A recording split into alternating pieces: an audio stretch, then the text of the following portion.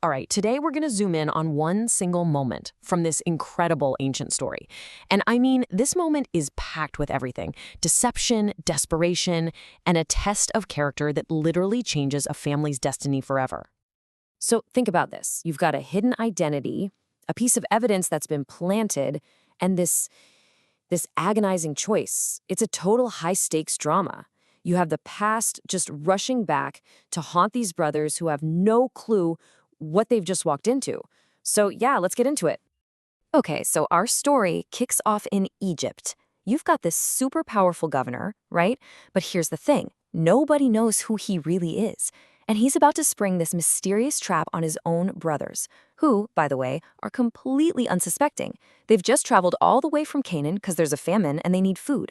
So yeah, a deceptive plan is officially in motion. And you gotta appreciate how precise this plan is. The governor, Joseph, he tells his steward to do three very specific things. First, okay, fill their sacks with food. Seems normal enough. Second, put the silver they paid with back in their sacks. A little weird, but okay. And then, number three, this is the masterstroke.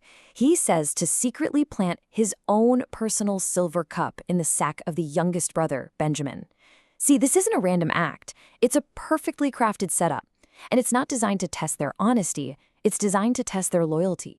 So there they go. Sacks are full. They're probably feeling relieved. And they start the long journey home.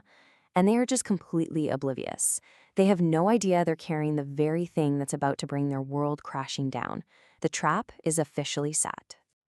Now, the brothers don't even get that far down the road before phase 2 of this whole plan kicks in. The trap is about to be sprung. A confrontation is coming. And things start to unfold really fast. The brothers leave the city, but then Joseph's steward takes off after them. He catches up and accuses them of repaying kindness with evil, of stealing the governor's cup. This, of course, leads to a search of all their stuff, and, well, ultimately, the discovery. You can just feel the tension ratcheting up with every single step. I mean, the brothers are just completely blindsided. They're in pure shock, disbelief. They're like, what are you talking about?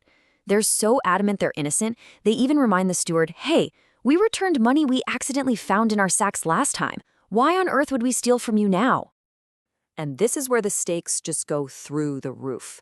The brothers are so confident they're innocent, they make this rash, extreme vow. They say, look, whoever has the cup, let them die. And the rest of us will become your slaves. But the steward, he's just following orders, right? He dials it back. He says, no, only the guilty one will become my slave. The rest of you will be free to go. He's isolating his target. He's forcing a very, very specific moral choice on them. So the search begins, and it's so methodical, it's almost theatrical. The steward starts with the oldest brother's sack, Reuben's, and just works his way down the line, one by one. You can imagine with each sack that's opened and found empty, the brothers are probably thinking, phew, okay, we're good. But that suspense, it must have been just unbearable. And then the hammer falls. In the very last sack they check, belonging to Benjamin, the youngest, the most protected one, the cup is found. Just like that, the worst possible outcome is now their reality. Their reaction is immediate. It's visceral. They tear their clothes, which back then was this huge outward sign of just profound grief and horror, absolute despair. In that one single moment, their whole world just collapses. So they load up their donkeys and head back to the city to face the governor. So now they're back in front of Joseph, the governor, and he delivers the verdict that, he had planned all along. It's exactly what the steward said. Only Benjamin, the one with the cup, will be punished. He'll become a slave. And the rest of them, you're free to go, he says. Go home to your father in peace. And right there, that is the ultimate test. Will they ditch Benjamin to save their own skins, just like they abandoned another brother all those years ago? But what happens next? This is what the entire elaborate setup was designed to find out. Because instead of leaving their brother behind, one of them steps forward. And this, right here, is the emotional heart of the whole story.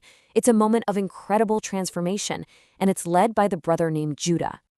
So, Judah walks up to the second most powerful man in all of Egypt. He's super respectful, he gets the power imbalance here. He literally says, you are equal to Pharaoh himself. But he's also determined to speak his mind. He's not running away this time. He is stepping up. And then Judah just lays it all out. He tells this powerful governor the whole painful family story. He says, look, we have an elderly father back home, Jacob. He explains how his dad had 2 sons from the wife he loved the most, Rachel, and one of those sons, he was lost years ago. Judah says he was torn to pieces. So now Benjamin is the only one left from that mother. And he tells the governor that his father's life is, and I quote, closely bound up with the boy's life. And just to really drive the point home, Judah actually quotes what his own father said, these words of pure dread. This is what Jacob told them when they were begging him to let Benjamin come to Egypt in the first place. He's not just afraid of sadness. He's afraid of a misery so deep, so profound, that it would literally kill him. And then Judah makes it deeply personal. He reveals that he himself personally made a promise to his father. He put his own neck on the line. He basically said, if I don't bring Benjamin back safely, I will bear the blame for it for the rest of my life.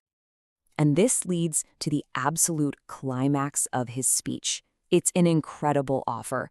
Judah begs the governor, please let me stay here as your slave instead of the boy. Let Benjamin go back with his brothers. He's offering up his own freedom, his own life, to save his youngest brother. And his final argument, his reasoning, it's completely selfless. This isn't about him trying to get out of trouble or prove anyone's innocence. His entire focus is on one thing: protecting his father from unbearable pain. He just can't go back and face his dad without Benjamin. He's saying he would rather be a slave in Egypt for the rest of his life than have to watch his father suffer like that.